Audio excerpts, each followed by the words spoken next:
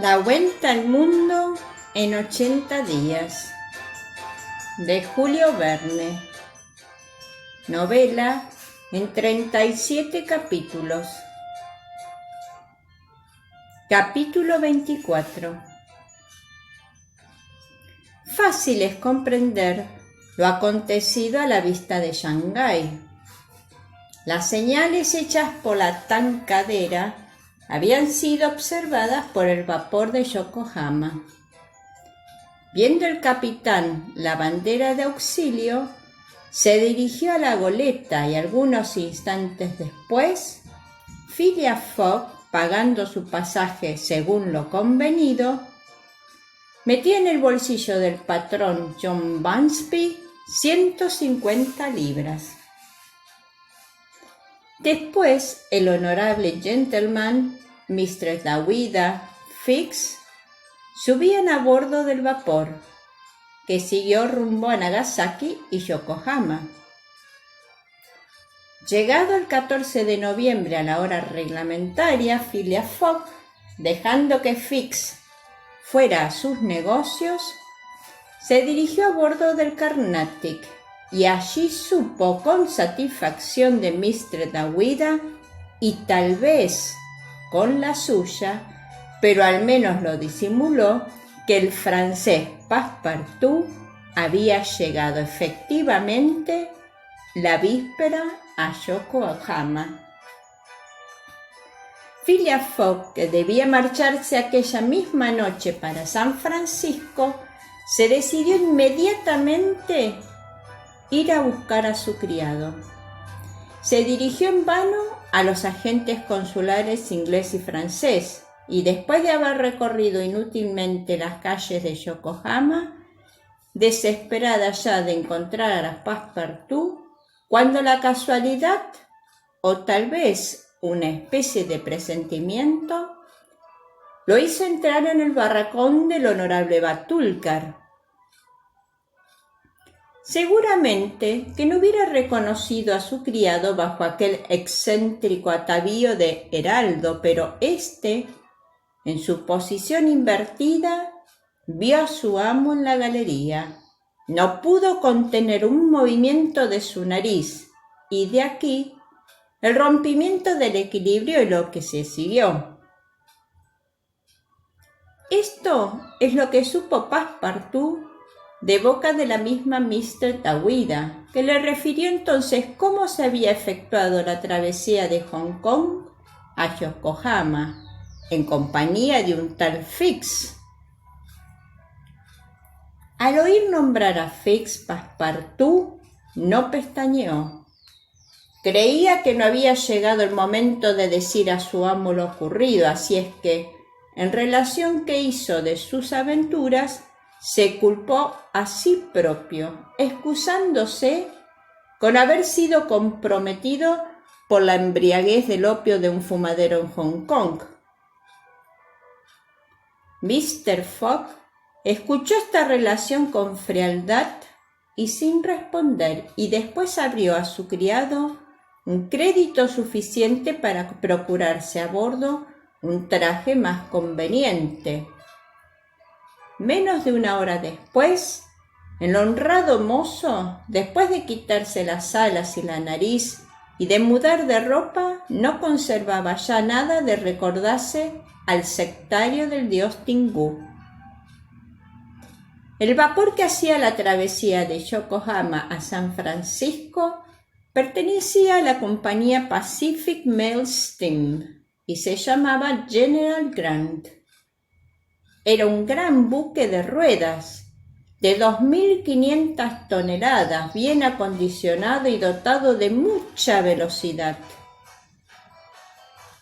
Sobre cubierta se elevaba y bajaba alternativamente un enorme balancín, en una de cuyas extremidades se articulaba la barra de un pistón y en la otra la de una biela, que transformando el movimiento rectilíneo en circular, se aplicaba directamente al árbol de las ruedas.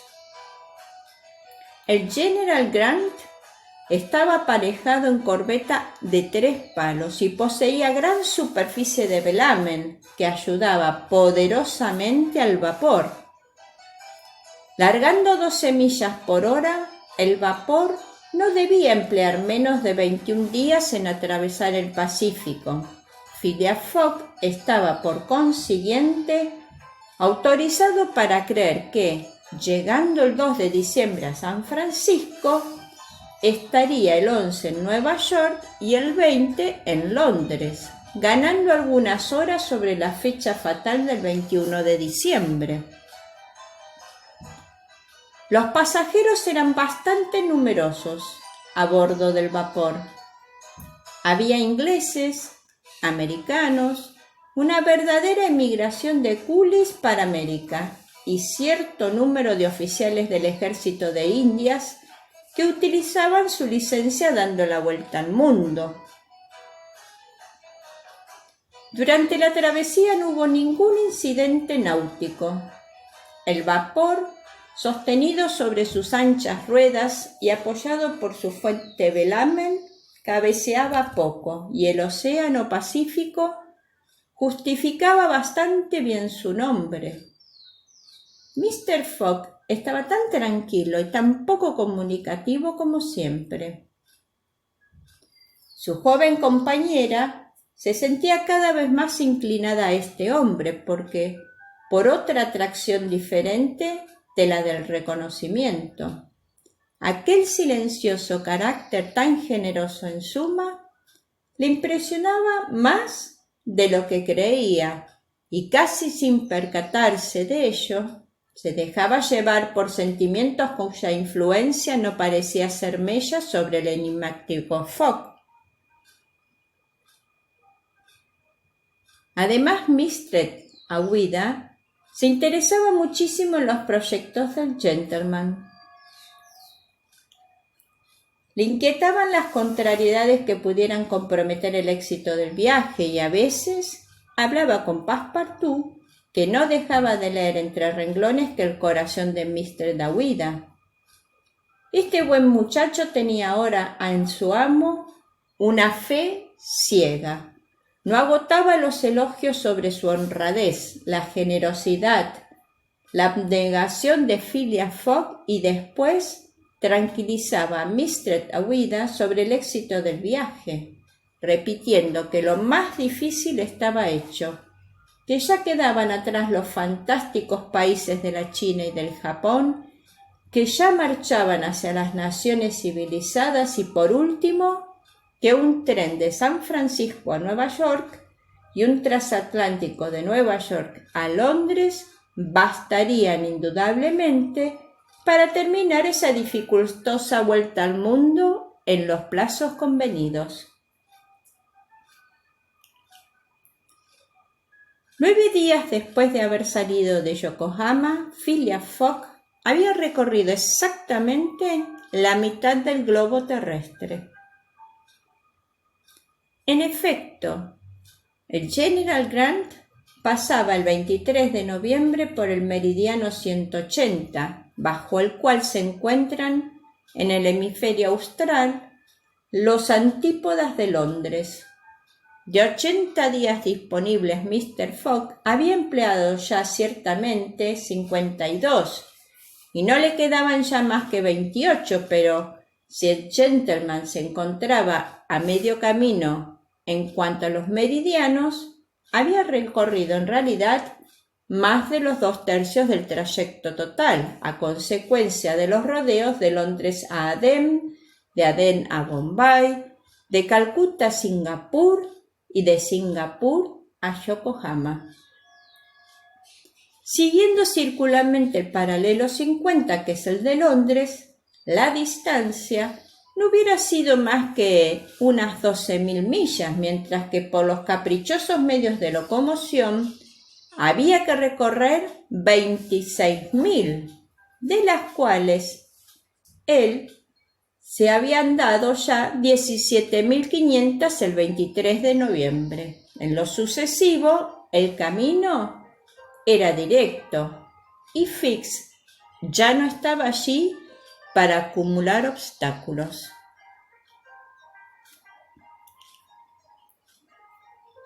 Aconteció también, en esa misma fecha, 23 de noviembre, Passepartout experimentó con suma alegría.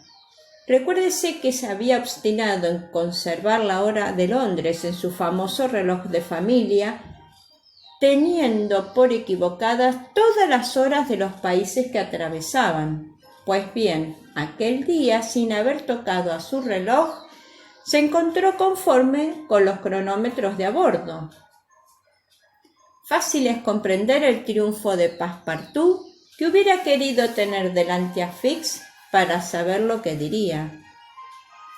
Ese tunante que me refería un montón de historias sobre los meridianos, el sol y la luna, repetía Passepartout. Vaya una gente.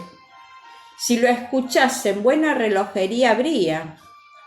Ya estaba yo seguro de que algún día se decidiría el sol a arreglarse con mi reloj. Passepartout ignoraba que, si la muestra de su reloj hubiese estado dividida en 24 horas en vez de 12, como los relojes italianos, no hubiera tenido motivo ninguno de triunfo, porque las manecillas de su instrumento, cuando fuesen las 9 de la mañana, señalarían las de la noche, es decir, la hora 21ª después de medianoche, diferencia precisamente igual a la que existe entre Londres y el meridiano, que está a 180 grados.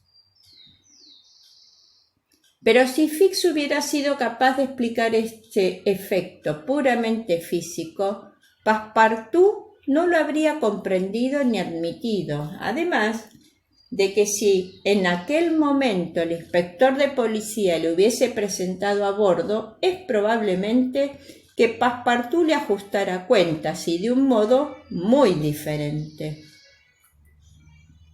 ¿Y dónde estaba Fix entonces? Precisamente a bordo del General Grant.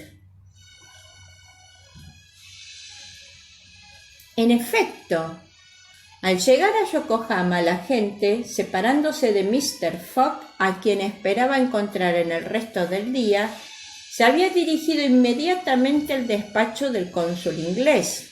Allí encontró el mandatario que, corriendo detrás de él, desde Bombay, tenía ya 40 días de fecha, mandamiento que le había sido enviado desde Hong Kong por el mismo Carnatic, a cuyo borde se le creía. Júzguese el despecho que experimentó el detective. El mandamiento ya era inútil. Mr. Fogg no estaba en las posesiones inglesas y era necesaria una carta de extradición para prenderlo. Corriente, dijo para sí, después de pasar el primer momento de ira. El mandatario no sirve para aquí, pero me servirá en Inglaterra. Ese bribón tiene trazas de volver a su patria, creyendo haber desorientado a la policía. Bien, le seguiré hasta allí. En cuanto al dinero, Dios quiera que le quede algo, porque en viajes, primas, procesos, multas, elefantes y gatos de todas clases, mi hombre ha dejado ya más de 5.000 libras por el camino.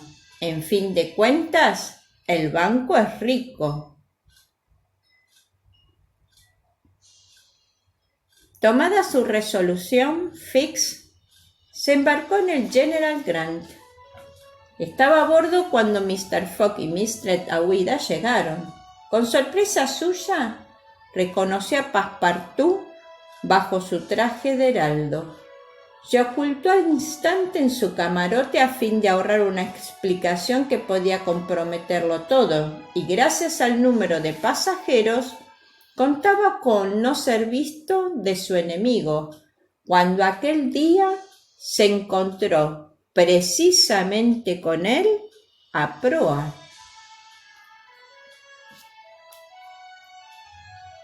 Passepartout se arrojó al cuello de Fix sin otra explicación y con gran satisfacción de algunos americanos que apostaron a su favor, administró al desventurado inspector una soberbia tunda que demostró la alta superioridad de pugilato francés sobre el inglés. Cuando Passepartout acabó, se encontró más tranquilo y como aliviado. Fix se levantó en bastante mal estado y mirando a su adversario, le dijo con frialdad: ¿Habéis concluido? Sí, por ahora. Entonces vamos a hablar, que yo en interés de vuestro amo. Passepartout, como subyugado por esta sangre fría, siguió al inspector de policía y se sentaron aparte. «Me habéis zurrado», dijo Fix. «Bien lo esperaba. Ahora escuchadme. Hasta ahora he sido adversario de Mr. Fogg, pero en adelante voy a ayudarlo». «¡Al fin!», exclamó Passepartout. «¿Lo creéis hombre honrado?» «No», respondió con frialdad Fix. «Lo creo un bribón». «¡Chist! No os mováis y dejadme acabar. Mientras Mr. Fogg ha estado en las posesiones inglesas, he tenido interés en detenerlo, aguardando un mandatario de prisión. Todo lo he intentado con ese objeto. He echado detrás de él a los sacerdotes de Bombay, os he embriagado en Hong Kong, os he separado de vuestro amo, le he hecho perder el vapor de Yokohama». Passepartout seguía escuchando con los puños separados. «Ahora», prosiguió Fix, «Mr. Fogg regresa, según parece, a Inglaterra. Lo seguiré hasta allí, pero aplicando para apartar los obstáculos tanto celo como el que he empleado hasta ahora para acumularlos. Ya lo veis, mi juego ha cambiado, porque así lo quiere mi interés. Añado que vuestro interés es igual al mío, porque solo en Inglaterra es donde sabréis si estáis al servicio de un criminal o de un hombre de bien». Passepartout había escuchado a Fix con mucha atención y se convenció de su buena fe. «¿Somos amigos?», preguntó Fix. «¿Amigos? No», respondió Passepartout. «Seremos aliados y a beneficio de inventario, porque a la menor apariencia de traición os retuerzo el pescuezo». «Convenido», dijo tranquilamente el inspector de policía. 11 días después, el 3 de noviembre, el General Grant entraba en la bahía de Puerto de Oro y llegaba a San Francisco. Mr. Fogg no había ganado todavía ni perdido un solo día. Y así se cuenta y se vuelve a contar este capítulo de nunca acabar. Fifi la Cuentacuentos agradece tu visita. Anhela que este capítulo haya sido de tu agrado, pero para continuar con el relato deberás esperar otro rato.